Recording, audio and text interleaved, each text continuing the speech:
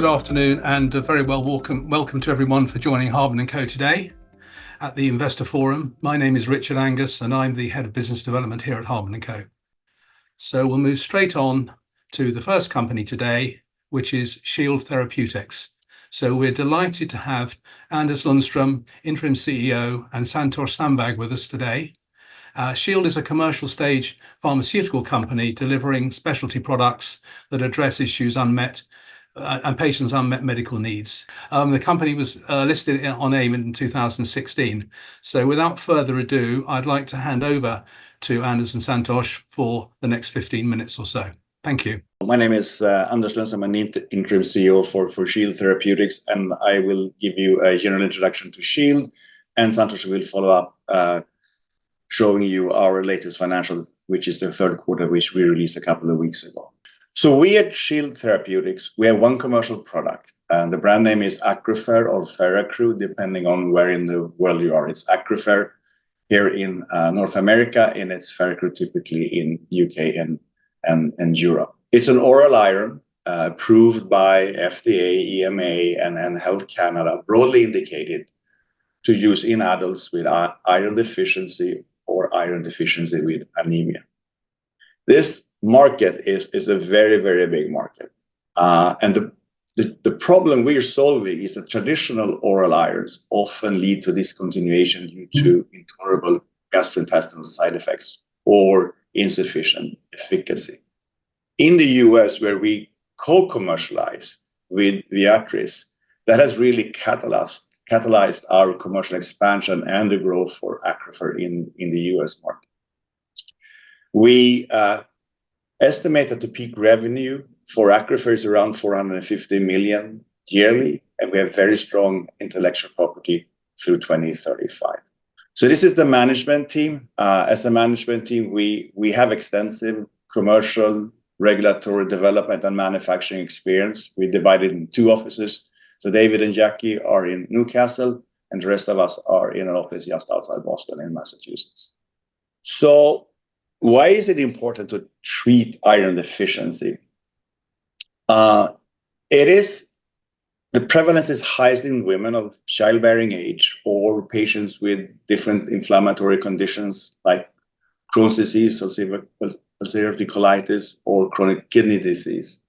And it can have a significant impact on the quality of life. So symptoms can include extreme fatigue, headache, dizziness, and cognitive impairment. And it's typically caused by malnutrition or malabsorption or bleeding. So what is the problem then with current oral irons? So most oral irons are dissociated in the stomach. That leads to irritation of the intestinal lining and thereby the gastrointestinal side effects. So that those include bloating, stomach pain, nausea, and so forth. So sometimes patients say that actually the side effects is way worse than the actual symptoms of the iron deficiency. And as you can see, it's a large portion of patients who have these side effects, and about 60% of those who experience these side effects actually discontinue treatment. And of course, as a result, there will be a lack of effectiveness. So how do we solve this problem? So Accrufer or Accrufer has a shield around the actual iron molecule, which makes it not being dissociated in the stomach, but instead in the small intestine. So thereby we can avoid most of those gastrointestinal side effects that I just described. So how do we commercialize across the world? So as I mentioned, in the US, we have our own commercial organization, and we collaborate with a large, well-known US company called Viatris. We have about 100 people in a combined sales force across all of the US. So with that, we have a revenue split, and we also have about $30 million available in future sales miles. In Europe, in the UK, Norgine is the company that commercialized the product. Here we receive royalties and milestone payments for different events. And the next milestone payment we foresee is when we get an approval for the pediatric indication in the European Union and the UK. In Canada, it's Kai Pharmaceuticals we work with. The product was just approved in August of this year, and we anticipate the launch in the first quarter of next year. Again, revenue-based milestones and double-digit royalties on net sales. In Korea, we filed for approval. The review is ongoing, and we anticipate an approval in 2025. Again, mid-teen royalties on net sales. In China, we work with a company called Ask. There we have a bridging phase 3 study ongoing, which we expect to finish sometime in the end of this year, and thereby be able to file during next year and approval in the second half of 2026. Same setup, approval milestones and double-digit royalties on net sales. So this is a snapshot over the US market. So total market in the US is about 12 million prescriptions yearly. We are currently in what is described here as the current market. That is where we have our 100 salespeople. That share of the market is about 1.8 million prescriptions prescribed by around 12,500 healthcare professionals. And as you can see, we after about the collaboration with Viatris is coming up 2 years soon. And we have about 3% market share. So it's still a very, very big opportunity for us to continue to grow, as we have done very nicely over the last 6 quarters. So but that's my last slide. And now Santosh will take you through the numbers that we just released a few weeks ago. Santosh. Thank you, Anders. And as you can see, we're excited about the opportunity, and there is a large opportunity still that lies ahead of us. We just released our Q3 financials a few weeks ago, and this is a quick summary of what our key business priorities are. Clearly, it's pretty simple: grow Accrufer, whether it's revenue, prescriptions, or the net pricing or gross to net. Make sure that we have a balance sheet that's strong and operationally flexible, so that we can support our near-term and long-term growth ambitions. And then, of course, make sure that we have our product that's accessible to patients across the globe. In Q3, we're excited to report that we saw about 43,500 prescriptions. That represents a 20% growth over Q2 2024, and that resulted in $7.2 million in Accrufer net revenues. From a pricing, we exited Q3 with about $192 net price per prescription, and that was a growth versus $171 that we saw in Q2 2024. So overall, excited about the progress. I'll get into a little bit more detail on the next slide on specifics. From a balance sheet perspective, we exited the quarter with $7.7 million cash on hand compared to $8.1 million in Q2 2024. As you can see, we are managing our burn as tightly as we can. But in addition to that, we announced 3 specific initiatives. The first one was we announced a 10% reduction in our operating base. This is to make sure that we are focused, hyper-focused, I would say, on making sure that Accrufer grows consistently in the United States and manage all of our investments supporting the growth of Accrufer. Number 2, we had an accounts receivable financing in place with Sallyport. We expanded that from $10 million to $15 million.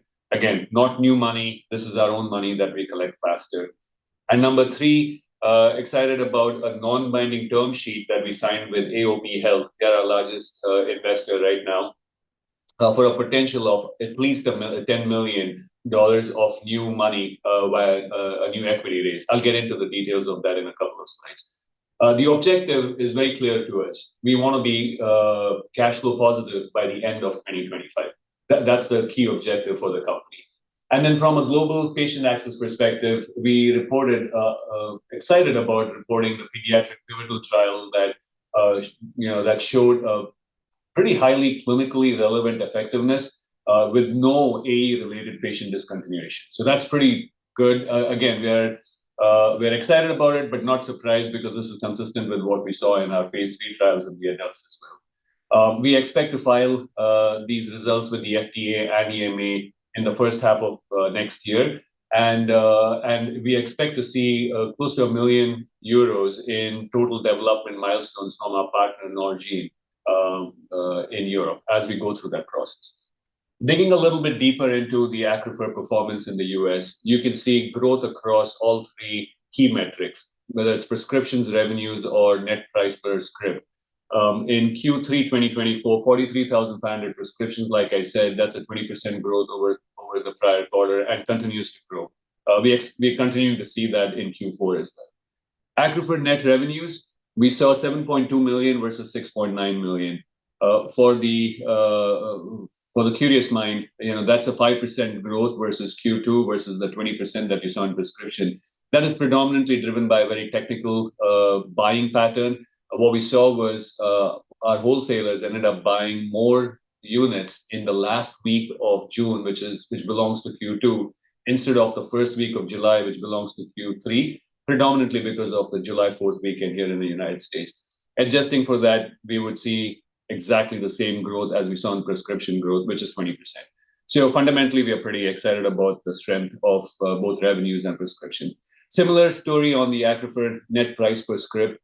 We exited the quarter on average with $167 net price per script in Q3, but adjusting for the same challenge that we saw in July, we would be at $192.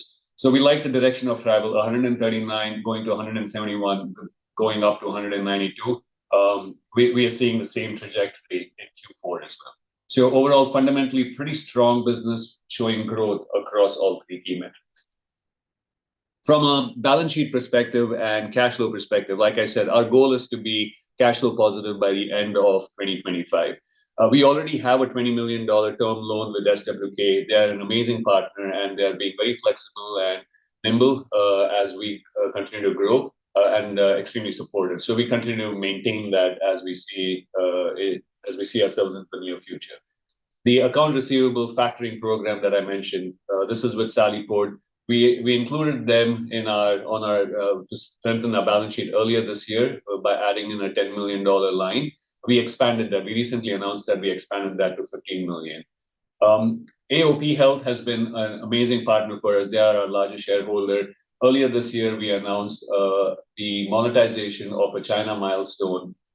It was 11.4 million milestone that we expect by the year end 2026. Obviously, that money is more valuable to us today. We monetized that. We received 5.7 million from AOP on the monetization of that milestone. And then, as I said recently, we just announced a potential $10 million equity raise. This is a non-binding term sheet that we signed in with AOP Health. It's a minimum of $10 million of equity. The subscription price in the non-binding term sheet was 4 pence per ordinary share. And the outcome will be AOP will hold greater than 50% of their total issued share capital. And we are evaluating a broader equity offering that may be available to additional investors beyond AOP should that need arise. Overall, I would say a pretty strong quarter, Q3, with strong performance in Q3 in Accrufer. And we've got all initiatives in place to help ensure that we have a strong balance sheet to help us achieve our objective of being cash flow positive by the end of next year. And with that, I'll hand it back to Anders to close. So in summary, I mean, this is a very, very big market opportunity in the United States where we commercialize on our own. So the partnership we have with Viatris is really driving growth, as you have seen from the numbers just presented by Santosh. We continue to evaluate, of course, global partnerships in other places where we don't have partners today. And where we do have partners, we continue to see steady progress. We have, as you've seen, increased our balance sheet and operational flexibility, and the goal is to be cash flow positive by the end of 2025. So that concludes the formal presentation. Thank you so much. We've got a number of questions. Some of them might be the opportunity to elaborate on a lot of the statistics that you put before us in the last few minutes. But I think the inevitable first question is, will the recent US election win for the Republicans have any bearing on your prospects for 2025 and 2026, which could be another way of saying, did you predict that are politics important to the political outcome? Is it important to your business or is it not? I can start by answering that. I think the short answer would be no. With the product we have, it would not change in any way. We don't foresee that to change in any way. For instance, the access we have through different plans, being Medicare or Medicaid, for instance, because those are governmental run plans. So I mean, I think I stopped there, because we don't really know if our product is basically, the sales are too small that we would end up being part of price negotiations and so forth. So only the absolute large mega brands that will be affected by anything like that has already been initiated when it was a democratic ruling in this country. Santosh, you want to add anything there?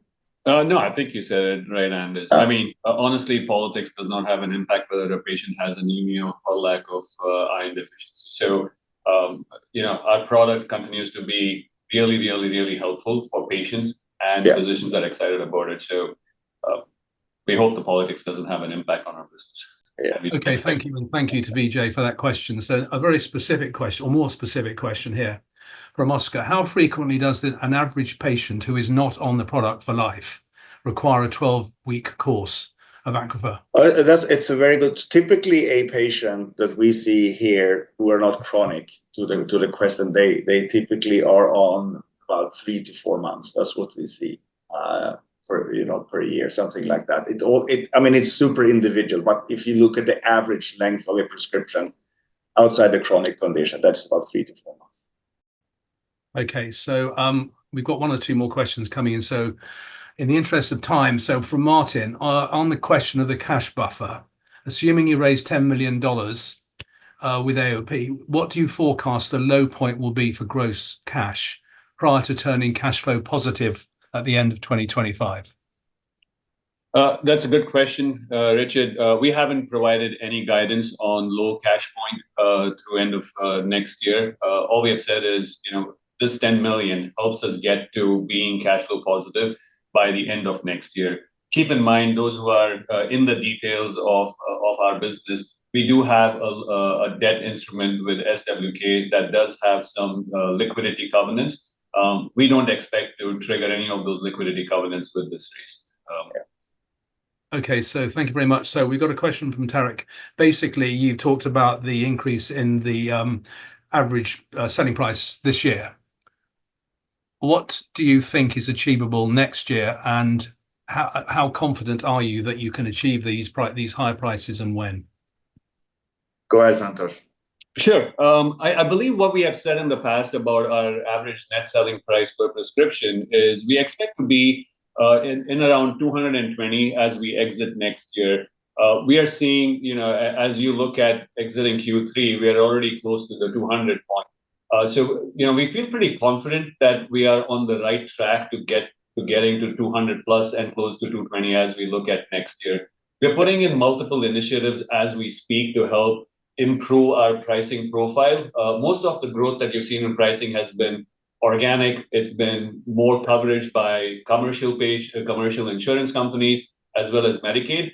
And now we are doing some proactive price changes, especially for the prescriptions that we have been handing for free or at a discount, significant discount. So we're making some meaningful changes to those initiatives. Angus, do you want to add anything on that front? No, I mean, it's rather typical when you launch a product in this country that you don't have coverage from day one. It typically takes 6 to 12 months to get decent coverage. It could take years to get to full coverage. So it's not a sort of it's not an on-off effect or anything like that. So that's why you gradually would see an increase in price per prescription over time, which is of course very different from what you would see in Europe, right? So that is it's a natural evolvement typically when you launch a product. And I mean, we are soon at the 2-year mark. So and all of this takes time because there's so many different plans, there are so many different pharmacy benefit managers that you actually then have agreements with, and they typically would reimburse you when they see there is demand. So if they don't see demand, they wouldn't reimburse me. They wouldn't reimburse me. And the way to show them there is demand is actually to give away product for free. So it becomes so if you don't do that, you get nowhere. So that is why the longer the goals, the price point is likely to go up. Not forever and ever, but we're still quite far away from our list price, if we put it like that. Okay, just moving overseas, I suppose, from Sid. Why are you not seeing traction in other territories? that you're seeing in the US? And do you have no influence on partners controlling other territories? And is this situation expected to change? So in general, the only other place where we have active commercialization today is in Europe, which is then run by Norgine. It's a very different situation in Europe, and it's basically based on pricing, where you would get approval for a price or not, and there it is. Either you get it or you don't get it, and that is what's been some of the challenges. I mean, Norgine is doing really well in some markets like Germany, the Nordic countries, and so forth, and is still evaluating if they can get into the market in southern Europe. So that is why, yes, we do have an agreement with them, and yes, we do talk to them, regularly about those things via business reviews that we have with them. But in the end, it's really up to them, and they are putting forward, a good commercial effort. It becomes very different from the US, just because of how actually the pricing mechanism works. Okay. There's a question here about if you were to do the proposed equity fundraise, what would your shareholder register look like, and would small private shareholders be substantially wiped out? This is from Martin. That's a good question. Yeah, Santosh, you want to comment? Yeah, I think like we said in our prepared remarks, with the $10 million minimum equity raise, AOP would now move from, I believe they're at about 40% today, they would move to about 50% when it's all said and done. And I do believe that is the objective from AOP's perspective as well. We are evaluating based on interest whether we can make the same opportunity available to investors beyond AOP, whether they are institutional or retail. And so we want to help our retail investors and our other institutional investors who have been huge supporters of Shield over the last multiple years and decades, that we give them an opportunity to participate as well. So we're keeping those options open. But it does have an impact, obviously, to the overall shareholder base, with AOP gaining 50% plus ownership. Okay, gentlemen, I think we've absolutely just run out of time. So thank you very much indeed. Anyway, once again, thank you very much for everybody. I hope you've all learned something from the forum, and we look forward to seeing you again soon. Thank you and goodbye.